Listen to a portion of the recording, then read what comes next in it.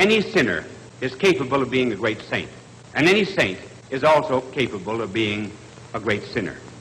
The secret, therefore, of character development is the realization of this power that there is in each and every one of us, for good and for evil. And the good Lord would have us lay hold of what is worst in ourselves. Do not think that people who have virtue and kindness and other great talents just came by these things naturally. They had to work at them very hard.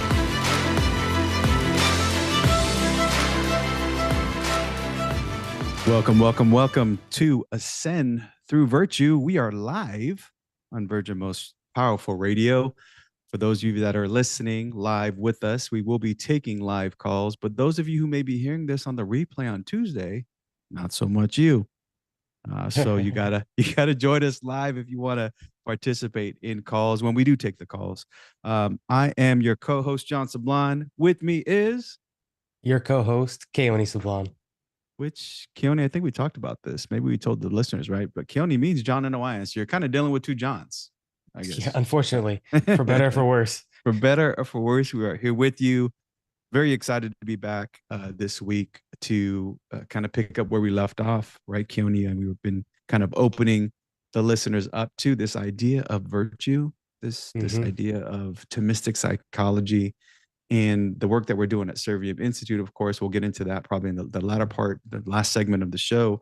But, you know, just as exciting to be journeying with people as they perhaps either already know and are perhaps being affirmed in their knowledge of Thomistic psychology in the human person. But for those who maybe something new, right? Maybe you've been afraid of the great angelic doctor when it comes to what he says about the human person. But how's it going with you, son? How's it going on your side of the world? Good. Yeah, it's good. I don't know how many people are incredibly, your average Catholic, even in the more traditional minded Catholics are well-versed in Thomistic psychology. It's kind of a lost art, you know, and I think even if you are somewhat familiar with it, the application of it has also been lost. And so I'm excited to just journey along with all the listeners on why is it so important for us to deeply know ourselves, not that ourself is the focus, but that we often get in God's way. And so the more you know yourself, you can now actively get out of his way and cooperate with his will. And what a gift that is to have clarity as it relates to who we are in our nature so that we can say yes more faithfully to the will of the Father. And so I'm just excited to be a part of this. Obviously, to have a show with your dad is pretty cool. And, you know, and to talk about virtue, right? As an athlete myself, you know, always talking about skill training and development and goals and, you know, the drills to excel as an athlete. To me, this is like trying to be a high performance Catholic, right? You're trying to train every day in cooperating with God's grace, right? At the end of the day, we are nothing without his grace. But the reason why so many of us are stuck is not because God's grace is absent, as long as we're in the state of grace, of course, but it's often because, man, we got a lot of impediments and vices blocking that flow of grace. And if so, it's our hope that we can journey alongside our brothers and sisters, our listeners, to remove those impediments. And so that everything we're doing spiritually is that much more efficacious because we are better recipients of the grace that flows from those things. So I wasn't anticipating saying that, Dad, but there you go. That's what's going on. It's about grace building upon nature, where we left off in our last show. And, you know, it's really about freedom. You know, we think about the ability to be free and liberated. And I think in contrary to what the culture may say, Keone, where it's, you know, it's freedom to do as you want versus freedom to do as you ought, right? This is really what we're walking with our fellow faithful out there, is to help you experience true freedom in Christ, really. And speaking of the great angelic doctor, he says in his Summa that a man has free choice to the extent he is rational.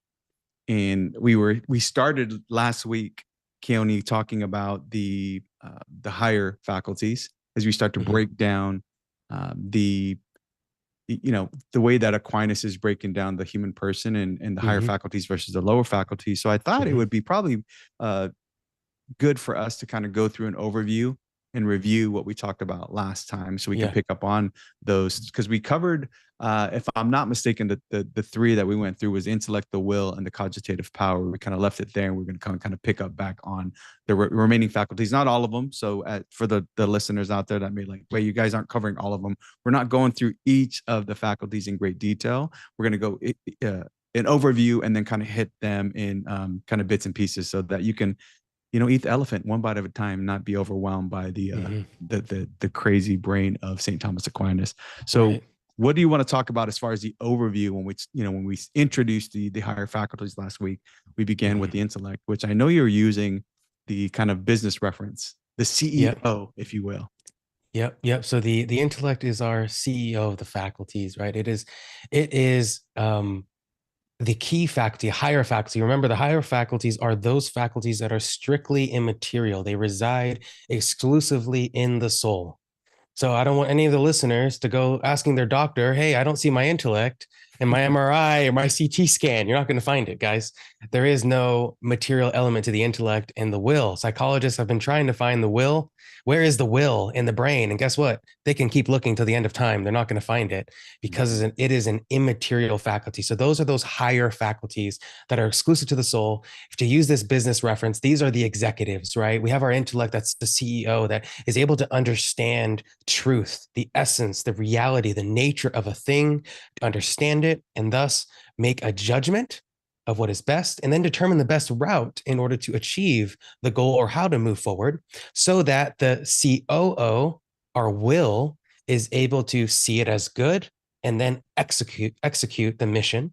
And it's the will that moves the rest of the faculties to basically do what they're told in proper order, right? So that's where we left off. Is the higher faculties, the intellect and the will, the CEO and the COO are the executives, right? And the lower faculties that are both material and immaterial are kind of like the employees with different levels of rank, right? And those lower faculties are meant to be in service to the higher faculties, the executives. And so we talked about the cogitative power, which is probably the most important faculty that we need to be aware of and that needs to be reordered when we talk about personal development, we talk about virtue formation, because each of you listeners listening, your associations that you make based off of your own experiences, what you've seen, what you've heard, what you've been taught, your childhood, what your neighbor has told you, what your boss has told you, you have formed associations day in and day out. And those associations have gone up to the CEO, and your CEO has formulated truth, abstract concepts, overall themes and principles based off of those associations. And if those associations are wrong, you're led astray. And so for those of you who haven't watched episode 2, we talked about the cogitative power, and we said it's like the project manager, right? And we all have our own project manager unique to us as individuals, right? And so your project manager, it's like the mini intellect, right? That handles the day-to-day experiences that are unique to each of you listeners tuning in today. And when you have these experiences, your cogitative power is taking what you're experiencing in the here and now, comparing it to what you have experienced in the past or what you can imagine could happen in your imagination. And then it's making a judgment. It's analyzing it and say, ooh, this reminds me of that, or this is like that, or this is not like that. This is very different than that. And as a result, it's either good or bad, useful or harmful. And that association moves your emotions, which we'll get into probably in the second segment. Right? So it's important that we recognize our associations. And a lot of modern therapy focuses on the cogitative power. The issue is it's not enough to just be aware of your associations. Yeah, Keone, I realize, I've always been so impatient with my wife, because I would see my dad just get impatient with my mom. And so there's my association. Well, that's great. It's good that you recognize that association, that you've learned a certain a tendency based off what you've witnessed. And so when your wife is acting in a certain way that your mom did, and you're like, oh, this is how I saw it handled, so I'm going to do it this way, right? Your emotions arise out of that situation. Then you act according to that association. It's not enough to just make that association, right? You have to now correct it and then build the virtues that were missing in that situation. And so it's our hope that as we talk about the nature of man, the nature of the human person, not only are we just trying to build awareness, right? Like, okay, hey, Keone, now I know the faculties of the human person. It's now I know the nature, the structure of the person. I know where I stand in relationship to that structure, what is disordered and what is ordered properly. Now I know what virtues to build. And that's the journey that we hope to take the listeners. What do you think, Dad? Yeah, no, I think it was good. We're starting to open that up, and I think we also talked about on the last episode, the kind of the problem with modern psychology, and more importantly, the importance of self knowledge to be able to understand these things that you're saying, the associations, knowing where these things come from. I mean, another analogy. I don't want to confuse the listeners. You're like, hey, I was kind of jiving with this business model, but it's like the GPS system, right? Where the intellect is the map, knows where to go. The will is going to be the driver that decides whether or not to to follow the map, and that cogitative power is kind of the one that's the alert system. Like, wait a minute, I think recalculate, right? Because I've got this looks like a dead end road, and so you have these competing things that are affecting our ability to exercise right reasoning in action, right? And I think is what we're trying to walk with people on. But no, I think these are great ways to help our listeners out there kind of understand, as complicated as we can be as human beings, the things that come into effect in your everyday life, the things that affect how you interact, and more specifically, and we'll get into this in the fourth segment, we talk about relationships, how this affects your human relationships. So it's really important that we may be kind of reiterating some of these concepts, friends, but it's because we want you to grasp them, to learn them, to be formed, and then to be able to leverage them in your everyday relationships. We'll be back after the break. You're with Keone and John on Ascend Through Virtue.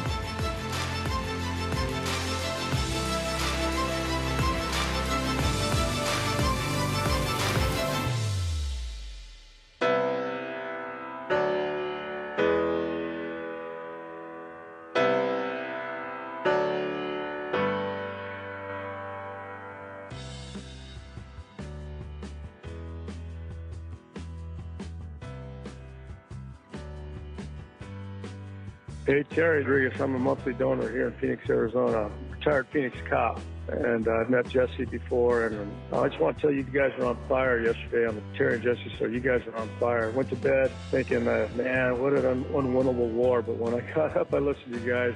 You guys are doing good work, man. You're doing God's work, and keep doing it. I know it gets exhausting sometimes, but there's people out here that really need the inspiration and the evangelization that you guys are giving us. So my best to you. And I'm Eddie Rodriguez. I'm a monthly donor and proud of it. This is a catechetical minute from Virgin Most Powerful Radio.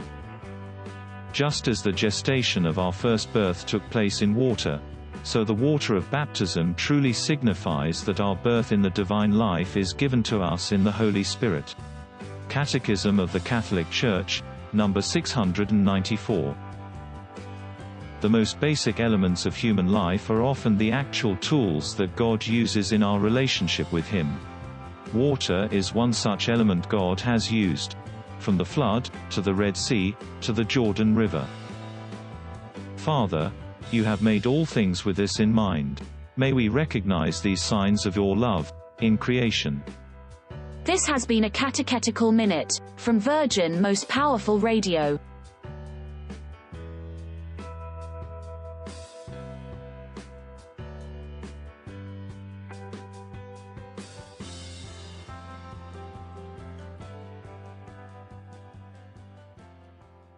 Terry Barber here at Virgin Most Powerful Radio. I'm encouraging people to support realestateforlife.org. They'll have a pro-life agent for you.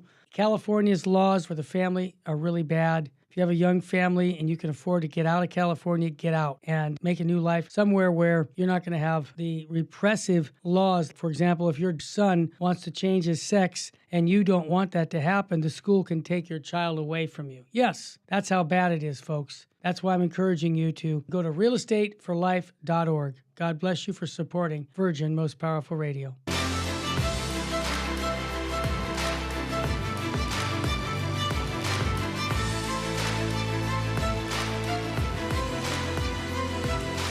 You're listening to Ascend Through Virtue. This is the live version of the show. This is where faith meets formation and habits become holiness. I'm here with my co-host, Keone Sablon. For those of you that are listening out there, that call-in number is 626-655-0612. Again, the call-in number, if you wanted to try to join us, is 626-655-0612. Be happy to hear from you. Just happy to walk with the listeners out there for any questions you may have and any comments or suggestions you may have, even for the show. So don't hesitate. Don't be shy out there. So you're back on Ascend Through Virtue. Again, a reminder to the listeners, this is the live show. We do this at 3:00 every Tuesday.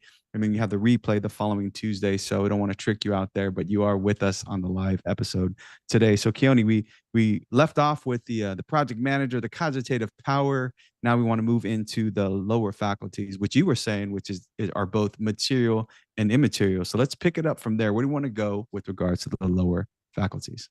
Yeah, I think that the next direction to go to, so your cogitative power is one of your internal senses. And so I think it's fitting to go into the rest of the interior senses.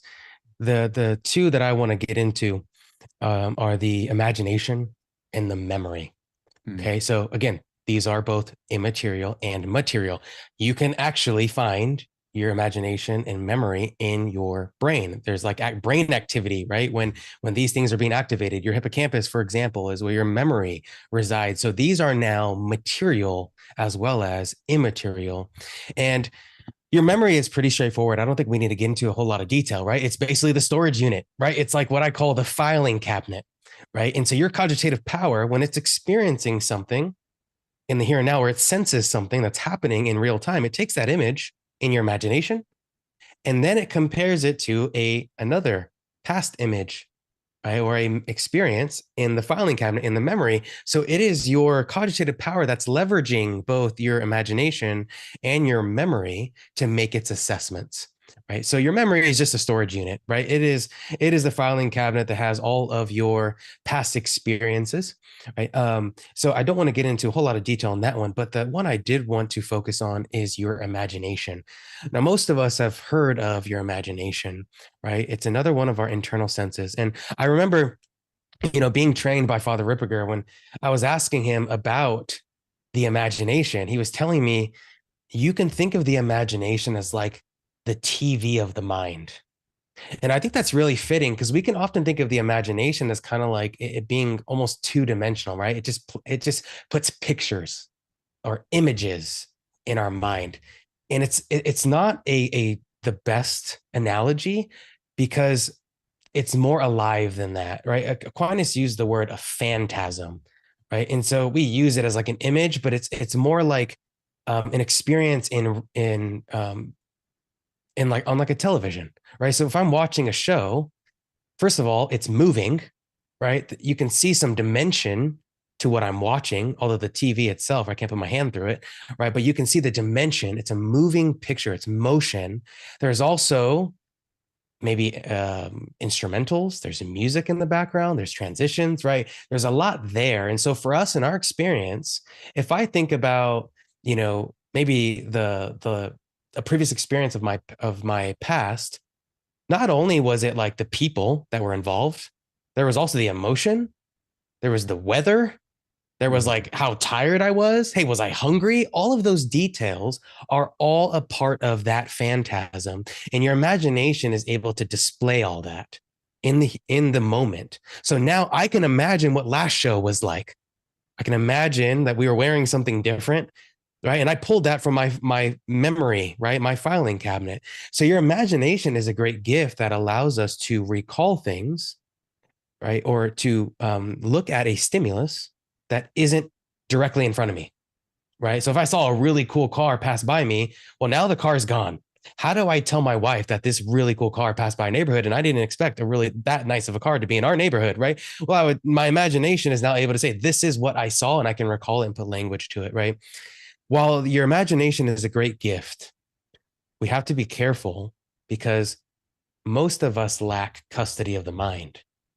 Are we able to control that television?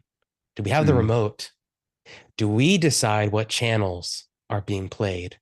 Or do we have all these random channels that come that are maybe not appropriate, or that they're distracting, right? They're not relevant to my current experience or situation, right? Am I able to turn up or down the volume of that channel? Or am I able to turn off the TV when I don't need to? I don't need to be in watching TV in that experience, right? Is it distracting me from the moment, experiencing the external senses, sight, hearing, taste, touch, smell, sitting down on the ground with my kids and playing with them, engaging in that conversation at the dinner table with my wife, checking in with her? Or is my imagination, that TV is playing such vivid and loud and distracting images of, that difficult conversation I had earlier at work, right? Or that experience I'm really frustrated about that happened, 6 months ago. Controlling your imagination is huge, because the image that we sit with, that is playing on that imagination, will move your emotions as a result, because your emotions are blind faculties, right? And so basically, in other words, they don't move themselves. They are moved by another faculty. And so your imagination is huge, because we have to gain custody of the mind, custody of that TV, that imagination, so that not only are we regulating what is on that television, but we're also in control of when it's on and when it's off. What do you think, Ted?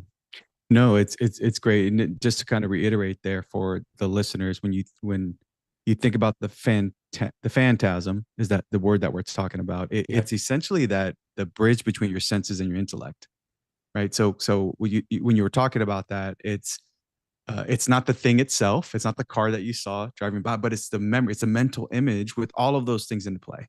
The color, like you said, everything's coming into play. The what you heard, what you may have, if you touched the car because it was outside the front of the house, you weren't expecting it there. These are all of the things that the senses are connecting to that image and now presenting, obviously, and it's now presenting itself. And so that idea of the TV being on, I like, because it kind of is like, well, is it on? Is it on the right channel? Like, what's being played there, right? So, no, I like that idea very much, and I think, Aquinas says in his Summa that the soul understands nothing without a phantasm. But so obviously the importance of why you're kind of honed in on that piece, like why is it so important for us? And I think back to our training, and I remember this is, I think Kyle was the one talking about when he was breaking down the faculties, and he was talking about where the demons interact the most, right? Where they're most active, and it's at the memory emotion interface.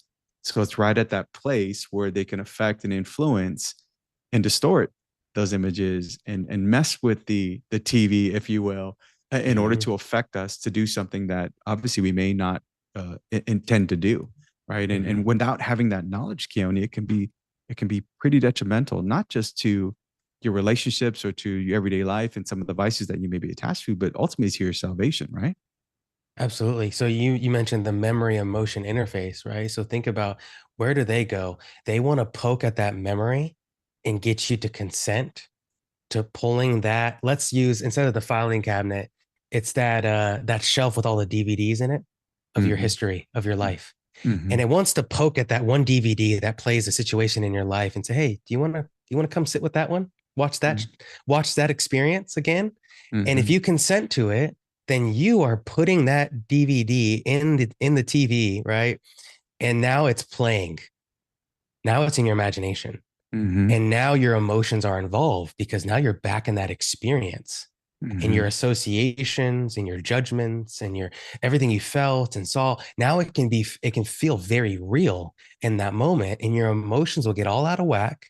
And if we don't regulate that, if we don't catch it, if we don't reject it, well, then your intellect becomes blind as a result of those emotions and those maybe traumatic or intense experiences. And your will becomes weak to discern, to execute what is good, what it ought to do, because your emotions might pull you away into like self-protective mode, into like safety at all costs. And maybe you don't do what is rational. You don't do what is really good. What you know you should do, you react and you do what is maybe safe, what you're used to, maybe what you've always done.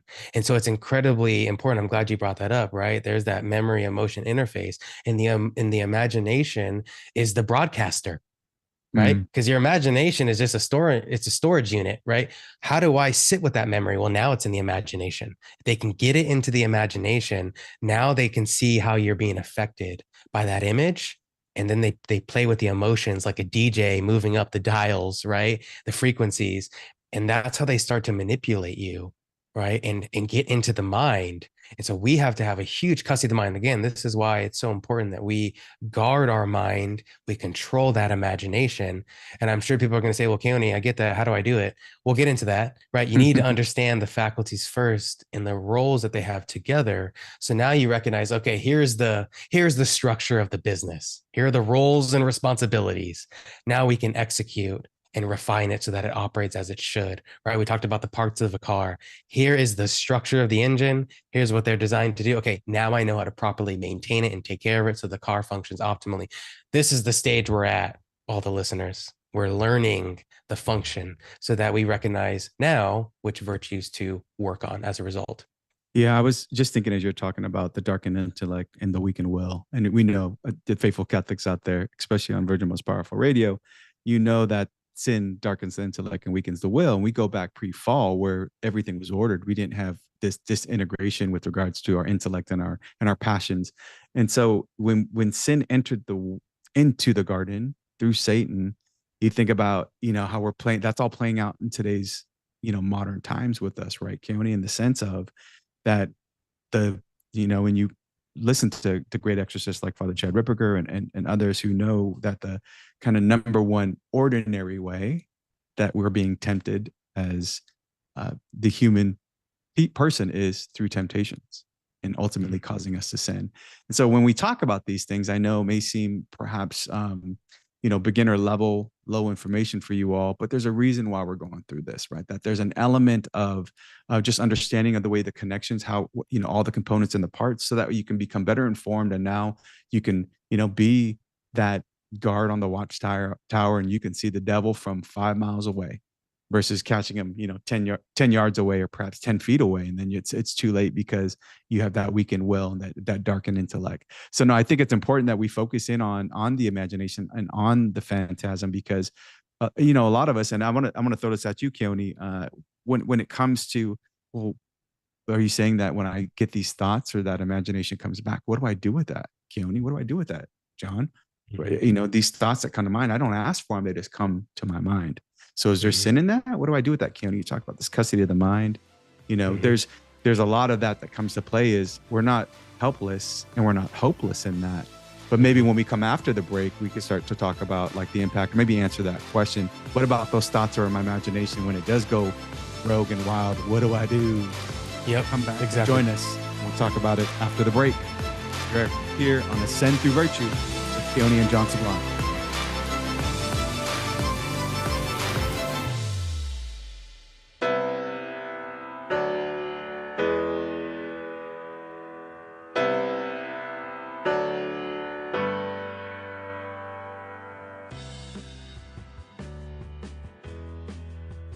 Hey, Terry Rodriguez. I'm a monthly donor here in Phoenix, Arizona. Retired Phoenix cop. And I've met Jesse before. And I just want to tell you guys were on fire yesterday on the Terry and Jesse show. You guys are on fire. Went to bed thinking, man, what an unwinnable war. But when I got up, I listened to you guys.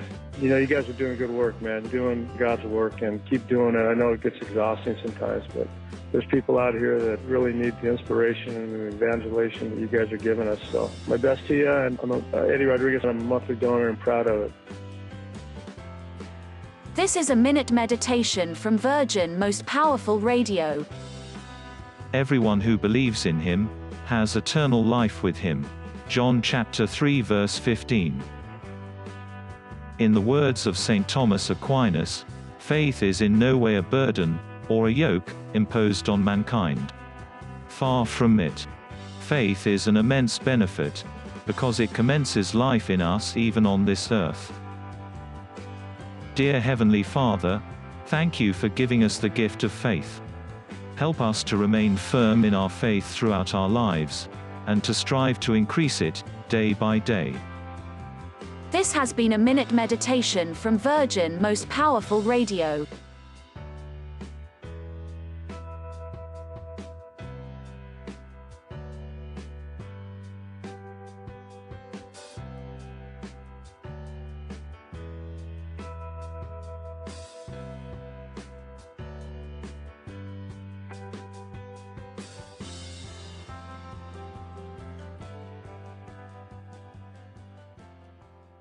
Terry Barber here at Virgin Most Powerful Radio. I'm encouraging people to support realestateforlife.org. They'll have a pro-life agent for you.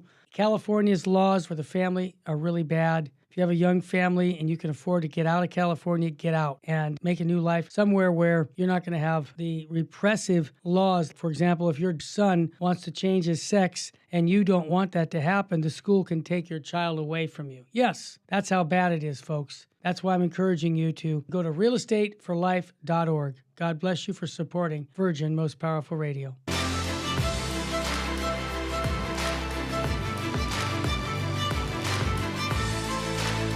Welcome back to Ascend Through Virtue, where you get a Thomistic take on modern life, right, Keone? One virtue at a time. One faculty at a time first. One faculty, then one virtue. We're going to take you through it all. For those of you who are listening and you do know we are live, that number again is 626-655-0612. Keep that by you. Whenever we go live, there's an opportunity for us to take calls. For those of you who are interested or have questions or want a point of clarification or just excited about what we're talking about, growing in virtue. So Keone, we were talking about before this last break, and the end of that segment was, as we're focusing on the imagination, the phantasm, there may be a question that may be out there. We've asked ourselves, like, well, what do I do with that? Sin darkens the intellect, weakens the will. I got these thoughts flooding my memory. That TV's on. I want to turn it off. Is there sin in that? And you talked about this custody in the mind. What do I do with that practically? Mm-hmm. I think the first thing is it's not a sin if we don't consent to it, right? So we can reject it. The issue is our faculties can all be habituated. So if you have fallen into these thoughts, you have ruminated on these, you have entertained them many times in the past, maybe for hours, right? Just because you don't consent to it today, it doesn't mean it's like poof, gone. You've been ordering your faculties in a certain direction. It's like you've been training the employees in a certain way. So just because you tell them, hey guys, we're not doing this today, that's great. They might understand like, but we've been doing this for the last 15 years. So there's going to be some growing pains. They're going to have to go against their nature, go against their experience, go against their training. And so there's a certain level to it of, you have to reject it. And if you do reject it, well, it's not a sin now because you didn't consent to it, right? But now it takes work to go against it. And one of the quickest ways you can get away from your internal senses, apart from prayer, of course, is emphasizing and in turning up the volume, turning up the focus on your external senses. Sight, hearing, taste, touch, and smell. So when your internal senses are getting out of whack, the imagination is kind of going crazy. It's projecting something that you don't want to be projected, moving you in a direction you don't want to go. This is why modern psychology, they talk about grounding, right? It's using your senses. Now, there's actually the reason why it does work is because it's Thomistic. St. Thomas talked about your external senses, right? And what I found, and I'm not sure if St. Thomas says this explicitly, but what I found is you can't emphasize both exterior and interior senses at the same time. And so if your interior senses, your imagination, your memory is going a little out of whack, dive into the exterior senses, sight, hearing, taste, touch, smell. Go have a great conversation with someone. You can literally move your eyes and start to recognize your surrounding, that image of the Sacred Heart in your house, that holy water fount, right, in your hallway. Engage your rosary, look at it, feel it, pray it, say it, sing it.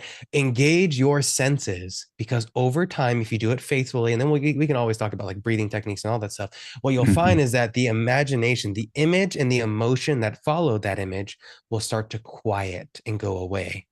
Right. So this is kind of, again, why it's so crucial that you even understand the faculty. So you recognize, my imagination is going out of whack. I got to get the exterior senses active and online and emphasize right now so that I can turn down or tone down the interior senses and maybe the damage or the discomfort or problems that it may be causing in real time, if that makes sense. Oh, absolutely. Yeah. Catechism 1767 kind of says it this way, that in themselves, passions are neither good nor evil, and they are morally qualified to the extent that they effectively engage reason and will. So this idea, like you said, if you're entertaining it, so, be like the St. Francis and throw yourself in a rose bush when you're tempted to to perhaps lust, right? And there's an Mhm. element of this where you're engaging those external senses to overcome the internal senses. And, you know, I've been Yeah.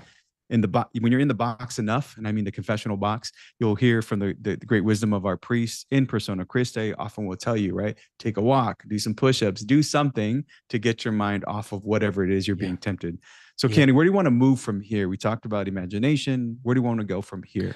Well, the next one, this is what everybody loves, your emotions, Mm. right? So this is so Aquinas, first he talks about the appetites, and your appetites are basically your desires. And your emotions are movements of those appetites. We have two appetites in the lower faculties. These are fleshly desires and appetites. One is more passive, and it's what Aquinas calls your concupiscible appetite. I hear you, listeners. I wish he used easier words, but he didn't speak English. So this is just what we get, right? Concupiscible appetite. I like to think of this when I talk to my clients as your basic desires and preferences. What is delightful? What is pleasurable? What do you like to receive? And what isn't delightful? What isn't pleasurable? What would you rather not have? Right? That's basically your concupiscible appetite. It wants to take in and receive the good stuff, the stuff that gives pleasure, and it would rather pass on the things it doesn't like, the things that don't give it delight. And that's really particular to each of you as a human person, based off of your temperament, based off of your upbringing, your experiences, etc. It moves that appetite in a certain way, so you feel certain things based off of, right, in a different way, even if it's the same stimulus, right? How my dad feels about raw fish is a little different than how I feel about raw fish. It doesn't give me a certain delight. Actually, it gives me a good amount of aversion, right? But it's the same object, different, appetitive movement as it relates to that. So that is your concupiscible appetite. Your second appetite, Aquinas talks about, is your irascible appetite. Now, if your concupiscible appetite is your desires and preferences, think of your irascible appetite as your drive and motivation. So we know someone's motivation or drive, it's a little more active in nature. It's not just, well, do I want to receive that thing or would I rather pass? It's now your drive and your motivation is, do I want to go get that thing or do I want to overcome that challenge? Am I inclined to move either in pursuit of the good or to overcome that challenge or struggle? Or am I maybe hopeless that I can't attain that goal? Right? There's no chance I'm going to be in the NBA, Dad, at 29, and I'm only 5'10". I wish I could, but I'm pretty much giving up that hope. Right? So when I think about going to the league, as I did when I was, in high school, yeah, I don't have a high level of drive as it relates to that, right? Because I don't think it's possible. And then it's also in pursuit of the evil, right? The challenge, the struggle, the thing we don't like, the thing we think is bad. Am I able to confident? Am I confident that I can overcome it? Or am I too fearful? Or I think, no, it's best to avoid it. Right. So these are your emotions. And as you said, emotions are neutral, right? It is important that our emotions are regulated by our intellect. Our CEO needs to be the one that kind of says, here's the reality of the situation. Here's basically how you should feel. Oftentimes, though, our emotions get a little trigger happy to our experiences and they're like, oh, I got this. And then immediately they start to feel based off of our impulse, our reactions, our experiences, based off our memory, based off our stored associations and our cogitative power, right? And when we react to those initial impulses, emotions, that's where we're often led astray, because what Aquinas calls those are antecedent emotions, emotions that come prior to or before judgment, before reason, basically before the CEO gets involved and helps us understand reality, the nature of the whole situation, right? And so what he tells us is that your antecedent emotions, so your emotions that are basically your reaction in the moment, right? So someone cuts me off, boom, immediately I'm angry. That's your antecedent emotion. You didn't even think about it. You're just immediately responding to the stimulus. Someone cut you off.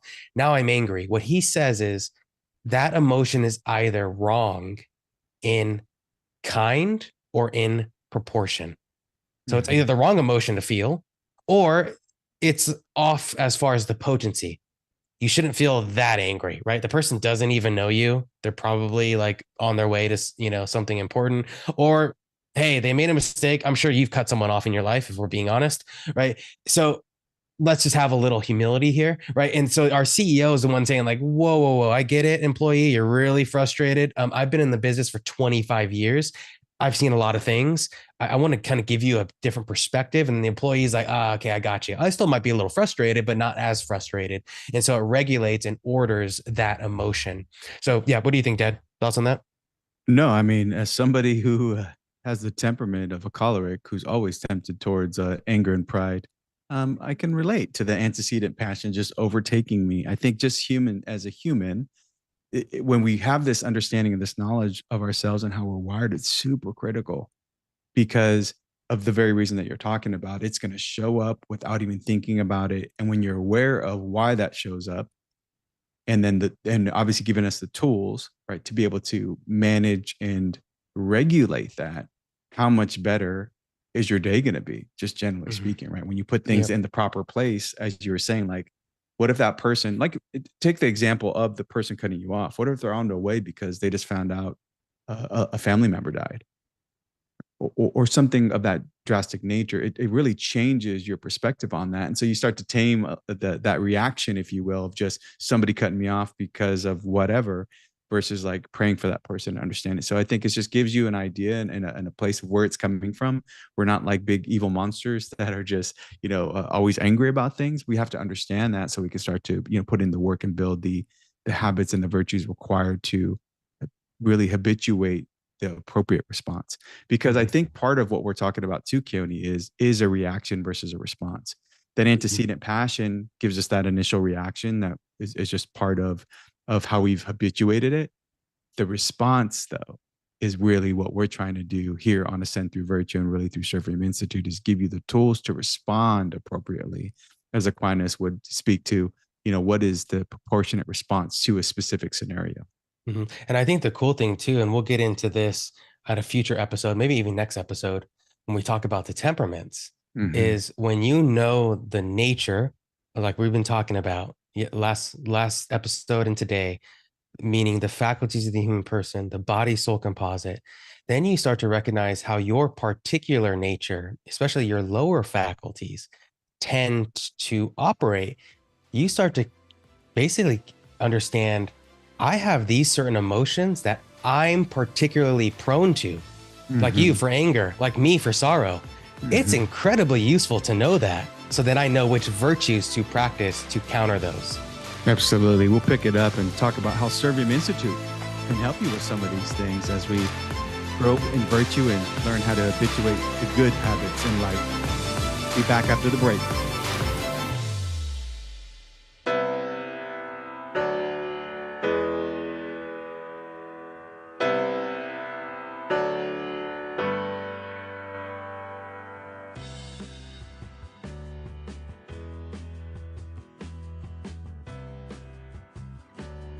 Sirach 11:24 says, "Do not say, I am self-sufficient. What harm can come to me now?" According to St. Catherine of Siena, presumption is like vermin burrowing at the root of the tree of our soul. If we do not uproot it with great care and humility, it will eventually destroy the soul. May God keep us from all presumption of mind and heart, and realize that we depend on Him for everything.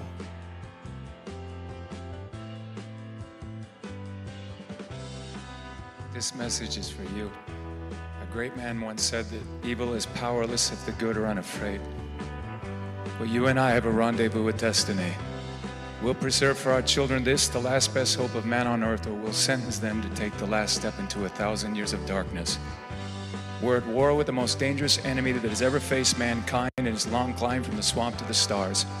And it's been said, if we lose this war, and in so doing lose this great way of freedom of ours, history will report with the greatest astonishment that those that had the most to lose did the least to prevent it from happening. Well, I think it's high time now that we ask ourselves if we still even know the freedoms that were intended for us by our founding fathers. Every generation of Americans needs to know that freedom exists, not to do what you like, but having the right to do what you ought. You weren't made to fit in, my brothers and sisters. You are born to stand out. Set yourself apart from this corrupt generation. Be saints. God bless you.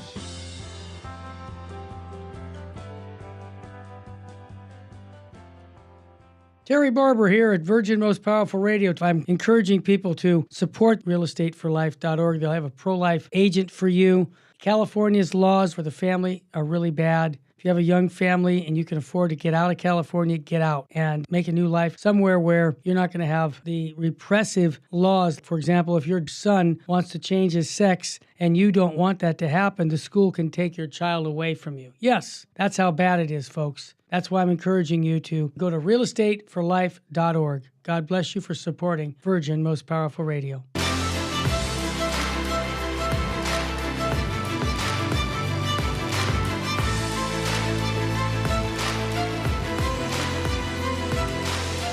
The great Apostle Paul says, not be conformed to this world, but be transformed by the renewal of your mind, that you may prove what is the will of God, what is good and acceptable and perfect. One of my favorite scripture passages from Romans.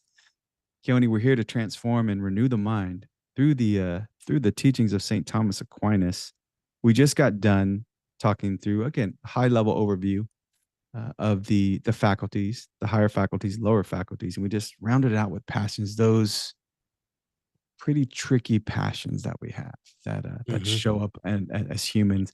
Now, would you say that don't consider those, when I think about the dealing with the emotions piece, that don't consider the feeling a failure if you have them, right? I'm just trying to encourage our listeners out there, because sometimes it can feel like, for those of us who even tend to be a little bit more scrupulous and really want to put in the work and think that we can white knuckle everything through when it comes to virtue, I need to try harder. And, there's an element of this that we need to be able to encourage, I think, our listeners. I don't know what say you, but I think there's an element of don't consider the feeling just showing up as the failure, but recognize that that's a gift and a grace. And now you need to go do the work. What do you think? Absolutely. Well, I think the first piece, back to the quotes and that you gave of St. Paul, it's really hard to renew the mind if you don't understand it, right? Which is, again, bear with us, guys. You're learning some Thomistic psychology, or maybe you're reviewing it, but we're going to now take it into practicality as we go along this journey, right? But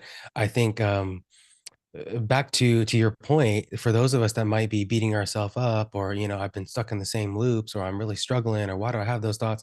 This is why it's so important to recognize the role of our nature and the pathway of virtue and vice, right? Because as I said earlier, you've been programmed to do certain things based off of your nature, just how you were made, your own particular temperament and set of tendencies, and then also your day-to-day actions, right? So if you have this renewed conviction to maybe quit with the anger or the judgment or the despair, well, that's awesome. That's definitely this first step.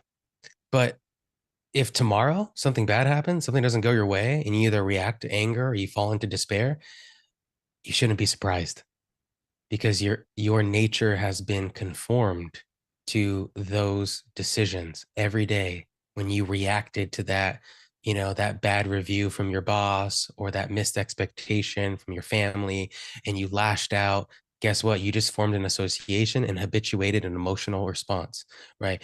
When you were critiqued by your spouse, or you didn't get the performance review from, a manager, and then now you're just the worst employee ever. Why do I even try? I've been working so hard. And you go into like this self-loathing. Well, you've been habituating a pathway. So if you say, you know what, Keone, I need to stop with the loathing, I need to stop with the anger, or you name it, pick the passion, pick the struggle. Well, we've been developing certain habits as a result. And so don't be surprised when tomorrow you try to, instead of being angry, be humble and meek, or instead of being despairing, being hopeful, right? And humble, that you still have to fight tooth and nail to avoid that like inner critic that's just beating yourself up. Like, what's wrong with you, dude? Are you serious? You should have known better. Or the anger that's like, are you serious? I've been working so hard for you, boss. Are you kidding me? Do you not remember X, Y, and Z? You're going to have every ounce of your being, your nature has been formed down that pathway. And what Aquinas says, when you go against your nature, it's painful. So there's a certain pain associated with that, right? So don't beat yourself up because it's hard. Find joy in knowing I'm going against my nature in light of truth, in pursuit of the good. What a gift that is, because now we're cooperating with God's grace, and he allowed this situation to happen so that we might be perfected in and through it. And he is a part of that process every step of the way. We are just finally cooperating with that process because we finally recognize the tendency. We understood how our nature, our faculties have been formed. And we're saying, Lord, I want to turn away from those disordered tendencies, from those sins, from those fleshly desires and habits that turn me away from you. And I want to say yes to you. But man, it's not that easy, right? We just flip the switch and now you're a saint. This is why we're ascending through virtue. It's not like teleporting to virtue, right? There is a climb associated with this, right? So don't be discouraged and recognize that at the end of the day, you shouldn't be surprised. Every action you take towards virtue corrupts the vice and strengthens the virtue, and grace builds upon nature. So now more grace flows in and through you because you have less of a vice blocking that flow of grace. Yeah, I mean, outside of our Lord and our Lady, we're all dealing with the consequence of original sin and personal sin for that matter. So just remember that saints aren't born, they're built. And that's why we're here. We're here to build up the human person so that grace can build upon it. So Keone, I mean, some of the listeners, we're three episodes into the radio show. We've talked a little bit about kind of the journey of why we got here to some degree. We talked about training and formation with Father Chad and that team and how this came to light. But maybe some of the listeners are still trying to figure out, what's this Servium Institute and what is it that you guys do? Trying to grapple with virtue growth engine, virtue building program. What is all of that? How do we want to introduce our listeners out there to Servium and the work that we do as a virtue building coaching institute?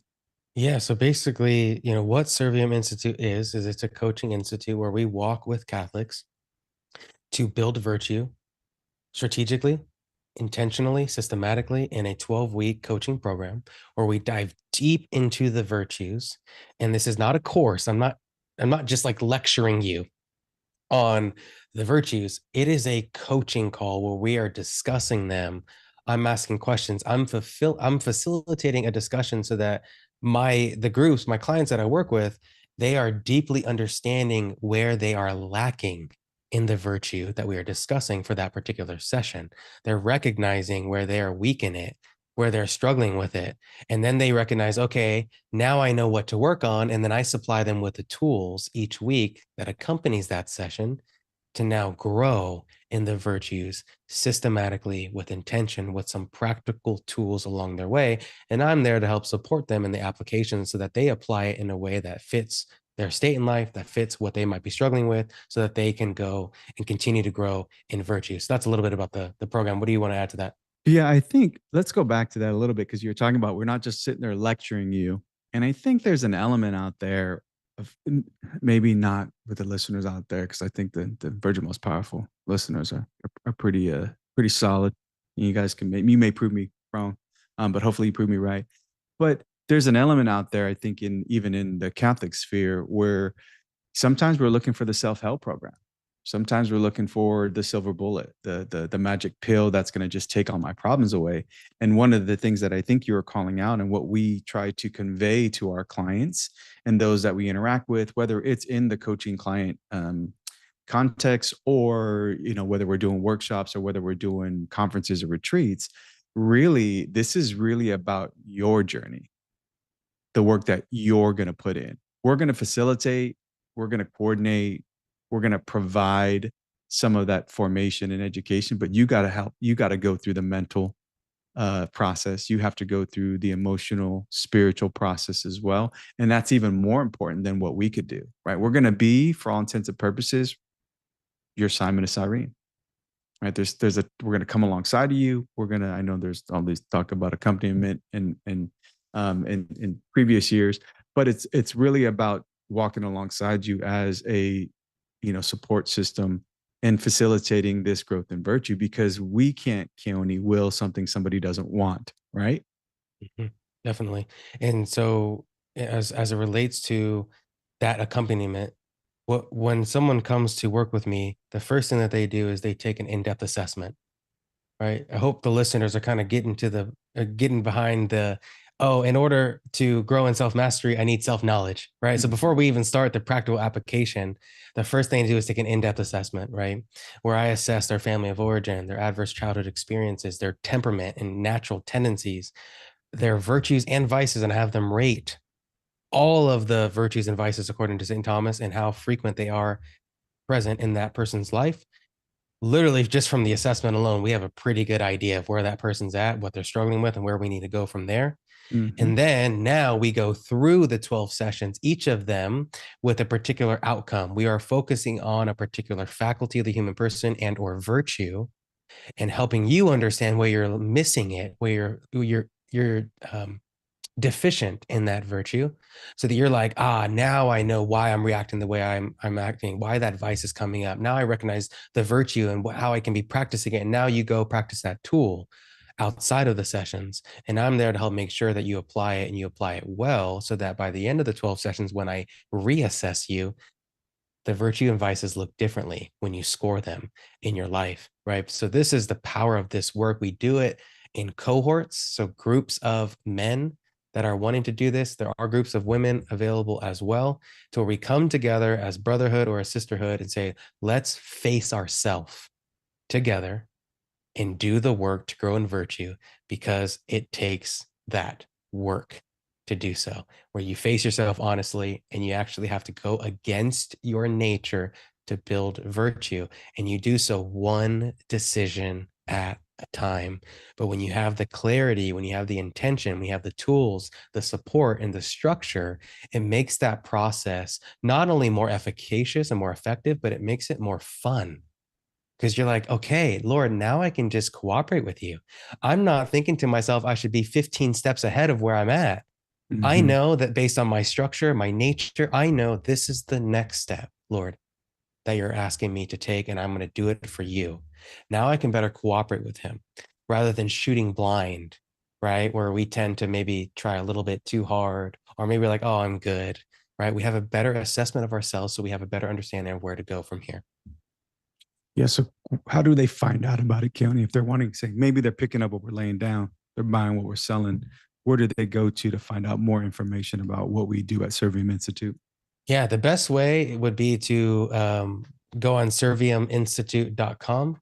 You can email both of us, John or Keone, at serviuminstitute.com, or you can even message us on Instagram. Keone K. Sablon is my handle. And Dad, what's yours again? That's at serviuminstitute.com, info@serviuminstitute.com. I think we may have lost Keone towards the end of this. Oh, yeah. All right. I think you're back. You're back. I'm back. Yeah, just in time for the outro, but I cover it for you. Info@serviuminstitute.com is how you get a hold of us via email, or go to serviuminstitute.com. It's been a pleasure walking with you during this episode. Hopefully you learned a little bit more about the higher faculties, the lower faculties, about what we do at Servium Institute. And again, stick with us, stay with us. The live show's at 3, the replay's at 10. Bring your minds so we can engage your reason, and we can get it rightly ordered so you can do what is the will of God. Thank you for being with us on this episode. We'll see you next week. God bless you and keep you. And remember, we ascend through virtue on this show. No hacks, just holiness.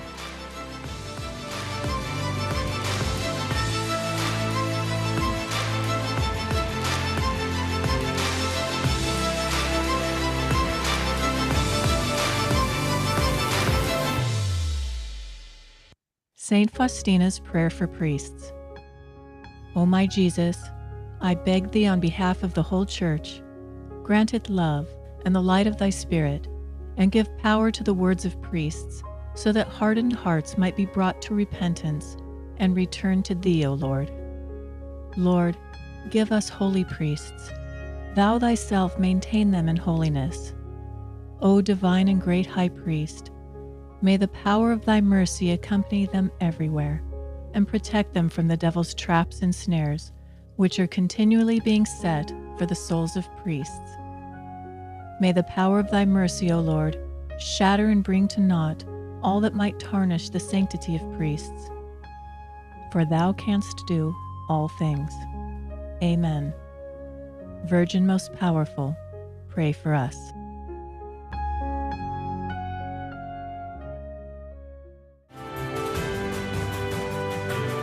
Virgin Most Powerful Radio, sharing the gospel with clarity and charity.